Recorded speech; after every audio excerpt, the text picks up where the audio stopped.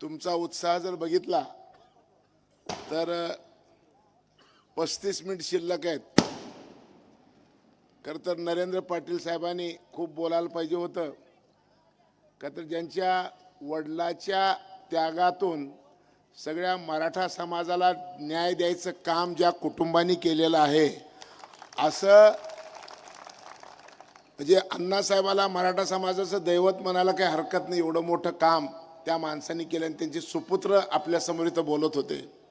म्हणजे रामभाऊ किती नशीबवान आहेत बघा की नरेंद्र पाटील आले आणि पाशा पटेल बी आले. आम्ही मस्करीत बोलत होतो, आमचं तिघाची वेगळी मस्करी होती पण तिथंच थांबली. खरं तर राम शिंदे प्राध्यापक होते. राम शिंदे मला वाटतं पंचायत समितीला सभापती होते मंडळी. हां बरोबर आहे. तर मला मुंडे साहेबांनी सांगितलं की जरा तुम्ही जामखेडमध्ये दौरा वाढवा. म्हणलं का हो साहेब? तर म्हणले तिथं एक राम शिंदे नावाचा प्राध्यापक आहे आणि त्यांची मिसेस सभापती आहे. आपणाला एक राष्ट्रीय पातळीवरचा नेता या पोरातून तयार करायचा आहे. आणि मग मी किती बार आलो, ओय सलीम किती बार आलो मी, आणि तुम्हाला का बरं गोंजारलं तर माहिती आहे का? हे मोठं होणार आहे म्हणूनच. तर आमच्या लोकांना लवकर कळत नाही. आणि म्हणून तेव्हा मी एवढ्या चक्रा मारल्या. आणि मग रामभाऊला त्या काळात 2009ची जी उमेदवारी मिळाली त्यावेळेस मी आमदार होतो. रामभाऊचे आमदार निवासवर माझं हो. अरे म्हणलं तुमचं तिकीट तुमच्या खिशात आहे, मुंबईत राहू नका, गावात जावा.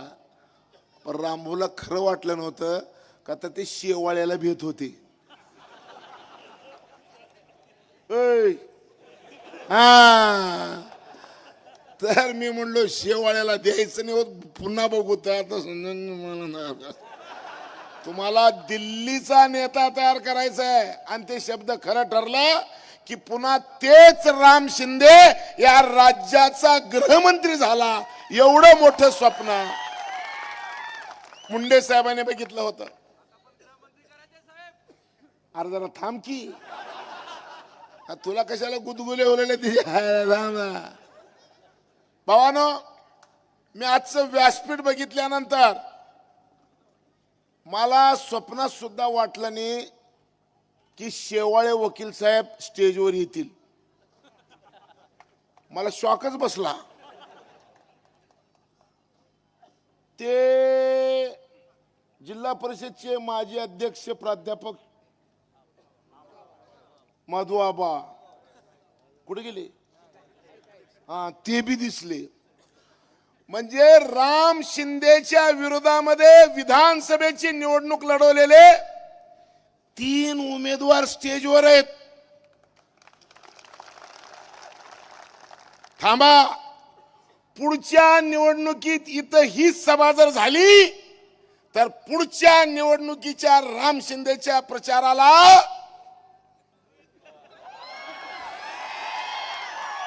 रोहित पवार सुद्धा या स्टेजवर राहतील. काळजी नका करू. असा एक चमत्कार राम शिंदेचा आहे. मला शेवाळेकडे बघितल्यानंतर गुदगुल्या झाल्या. का बरं गुदगुल्या? ते आपलं दोस्त आहे म्हणून सांगला तुम्हाला. परवा इंग्लंडमध्ये एक एलिझाबेथ टेलर नावाच्या हिरोईनचं लग्न झालं. लग्न होतं 11वं आणि ते बी पहिल्या नवऱ्याबरोबर. पत्रकारांनी विचारलं की 11वं लग्न पहिल्या बरोबर कस काय? ते म्हणले 10 बघितले सगळे हरामखोर सारखे होते म्हणून पहिल्यावर अन्याय नको म्हणून 11व्या बरोबर लग्न केलं.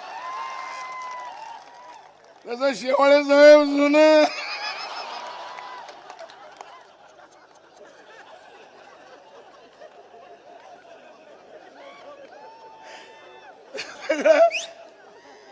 सगळं स्टेज बघितलं मी. स्टेज माझ्या मागे ते राळे भात बसले. ते नाही ते नाही, दुसरे 12 वर्ष राष्ट्रवादीचे अध्यक्ष होते ते तापकीर. कुठे? हा ते राष्ट्रवादीचे आहेत आणि राष्ट्रवादीवरच तिकडे गेलेत. म्हणजे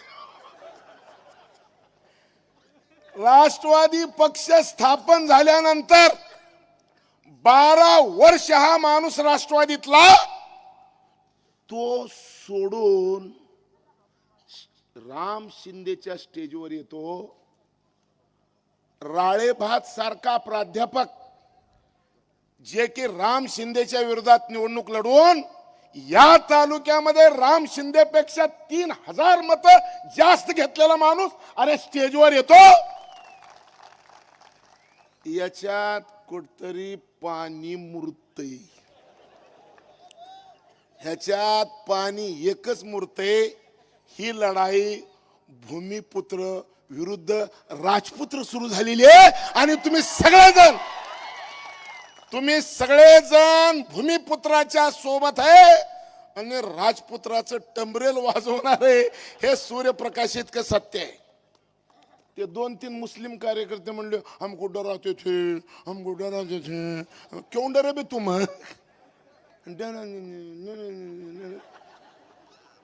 मुसलमानांनो, भ्यायचं काही कारण नाही. हे शब्द जे काँग्रेसवाल्याचे येतात ना, निवडणूक आल्यावरच येतात, पहिले येत नसतात. तुम्हाला गंमत सांगतो, एका घरात एक म्हातारी राहायची. अडचण अशी होती की म्हाताऱ्याला जवळ जीव देत नव्हती.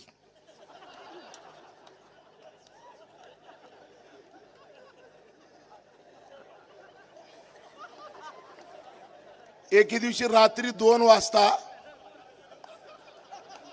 एक चोर आला.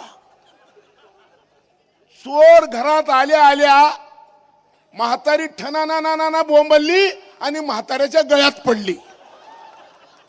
आता म्हाताऱ्याचं काम काय की त्या चोराला शिव्या देणे, मारणे. ते म्हातारा तसं केलं नाही. त्या चोराला म्हणलं 2-4 महिन्यात एकदा येत जा रे, तू आल्याशिवाय ही माझ्या गळ्यातच पडणार नाही. तसं हे हरामखोर काँग्रेसवाले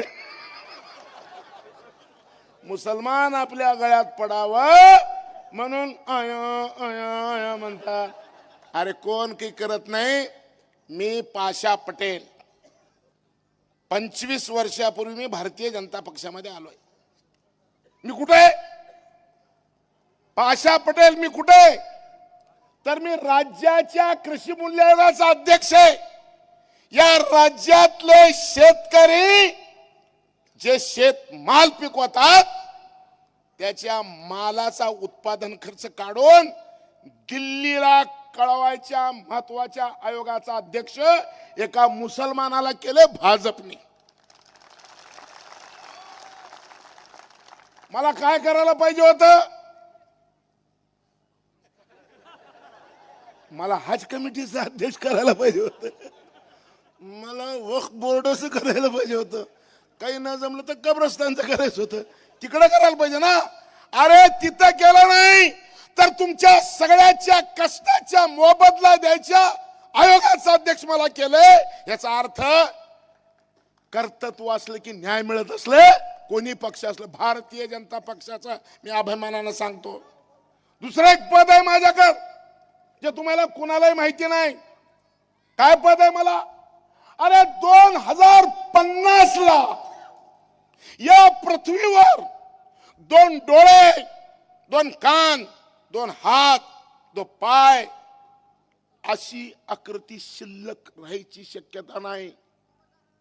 म्हणजे मानव जात पृथ्वीवर राहायची शक्यता नाही अशी परिस्थिती तयार झालेली आहे. या परिस्थितीमध्ये ही मानव जात वाचवायची कशी? जगामध्ये पहिला प्रयोग महाराष्ट्रामध्ये सुरू आहे. एक टास्क फोर्स तयार केला मुख्यमंत्र्यांनी आणि 2 उपमुख्यमंत्र्यांनी, आदरणीय एकनाथ शिंदे, आदरणीय देवेंद्र फडणवीस, आदरणीय अजितदादा पवार. तिघांनी मिळून एक टास्क फोर्स तयार केला. त्या टास्क फोर्सचं नाव ऐका जरा. Chief minister environment sustainable development task force. याचे अध्यक्ष आहेत एकनाथ शिंदे आणि या अशा महत्वाच्या टास्क फोर्सचा कार्यकारी अध्यक्ष कोण आहे? त्याचं नाव पाशा पटेल आहे. काय दिलं पाशा पटेल नाही? देशाचे पंतप्रधान नरेंद्र मोदी 65 वर्षात ज्या हरामखोर काँग्रेसवाल्यांनी शेतकऱ्याची तुमच्या जे मेक मारले ना, ती मेक काढायसाठी मोदी साहेबांनी 7 लोकांची कमिटी केली आहे आणि त्या 7 देशातल्या 7 लोकांपैकी एक नाव पाशा पटेल आहे. माझे 14 समितीवर आहे. भारतीय रामभाऊ, भारतीय जनता पक्षामध्ये एक व्यक्ती एक पद असतं. पर्या देशात एक माणूस आहे. एक माणूस आणि 14 पद असलेला मी एकमेव पाशा पटेल आहे. त्याच्यामुळे काँग्रेसवाल्यानं मुसलमानाला आता भेद दाखवायची गरज नाही. मुसलमानानं तुम्हाला काँग्रेसने काय दिलंय? आजादी के 60 साल मुसलमान बेहाल, नौकरियों में 2%, 55% हमाल, और पंजा 13 कमाल. या पंजाला तुम्ही हा सगळे मुसलमान पंजाला हाणायचे आणि पंजानं मुसलमानांनी हाणायचे. सगळा सत्यानाश करू टाका. काय खेळ यायला त्याच्या. अरे आम्ही काय येडे कडूचे हो का? आम्हाला कळत नाही. अरे का आम्ही अरे आम्हाला सगळं कळलं रे. आता कोणाची जिरवायची आमचं बी लक्षात आलेलं आहे.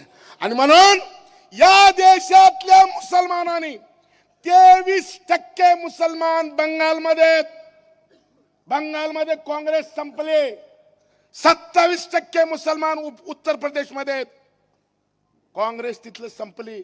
30 वर्षात बंगालमध्ये आणि यूपी मध्ये काँग्रेस एवढ्या मोठ्या संख्येने मुसलमान असताना आली नाही. त्याचा अर्थ मुसलमानांनी या देशातली काँग्रेस संपवायचं ठरवलेलं आहे. तुम्ही सुद्धा 20 तारखेला या तालुक्यातलं काँग्रेस नेस्त नाबूद करा जर तुम्हाला जगायचं असेल तर. ज्याला ज्याला जगायचंय त्यांनी कमळाला हाना. बापा चाललाय, आपल्या काही बापा जाणार नाही. आणि म्हणून तुम्हाला सांगतो, मला वाटायचं की रामभाऊचं कसं होईल, पुढे तर लई मोठी ताकद आहे. पण ते प्राध्यापक घायला बघितलं मी, ते लई बेकार माणूस आहे ते. रामभाऊ तुम्ही एक घाया की तिची माय कोणी बी होती तिची वाट लावल्याशिवाय त्यानं ठेवत नाही.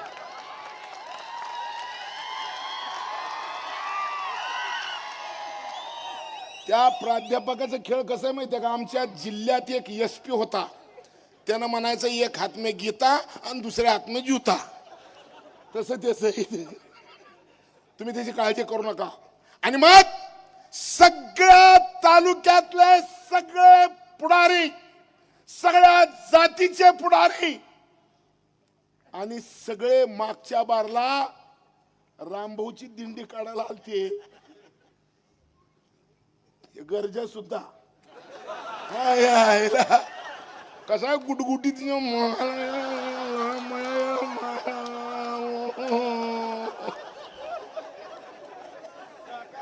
तर हे सगळे पवारकडे गेले होते देवाची आळंदी आहे म्हणून. पण ह्यांच्या लक्षात आलं अरे देवाच्या आळंदीला नाही पोचलो आपण, चोराच्या आळंदीला पोचलोय. आणि म्हणून सगळ्याचा भ्रमनिराश झालाय. आणि म्हणून सगळ्यांच्या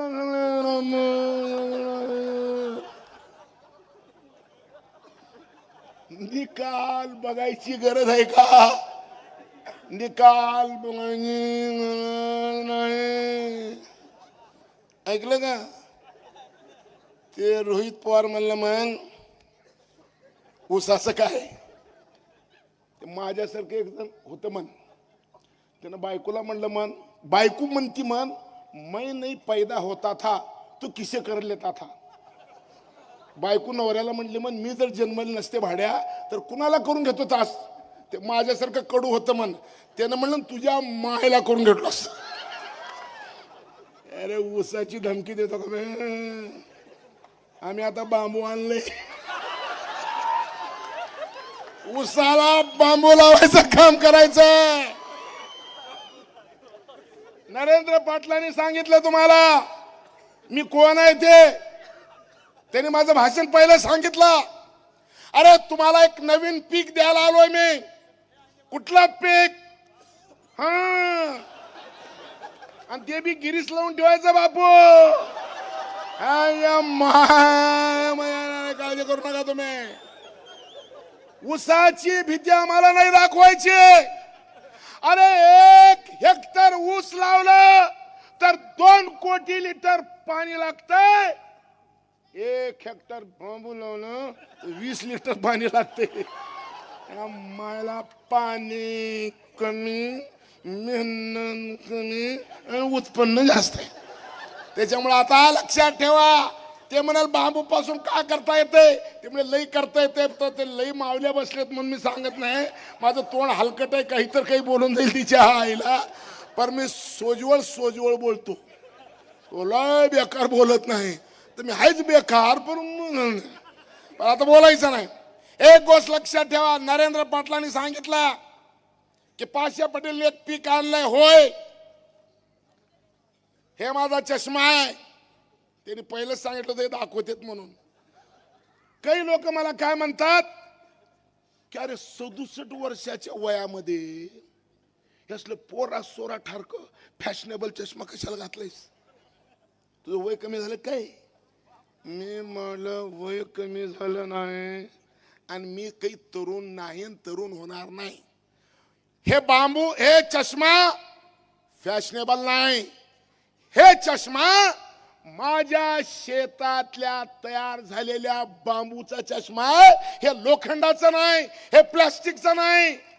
आता आमच्या शेतकऱ्याला काँग्रेसने आमची जी जिरोली, ती जे खुट्टा हल्लाय ना, ते उपसायचं आणि त्यांचं ठोकायचं काम करायचंय.